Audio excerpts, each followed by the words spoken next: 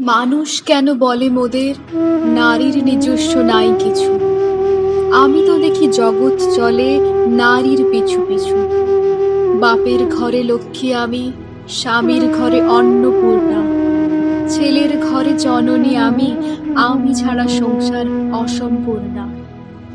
আমার থেকে আপন করতে আর কি কেউ পারে? বাপের ঘরকে ছেড়ে এসেও পরকে বাঁধি ঘরে। গোত্র থেকে গোত্রান্তর যদিও আমি হই, তবুও যেন জননী রূপে সকল দুঃখ সই। ভারত মাতা সেও নারী, নারী জগদ্ধাত্রী। নারী হলো এ জগতের সবার জন্মদাত্রী। পুরুষতান্ত্রিক সমাজ তাই পুরুষকে বড় করে।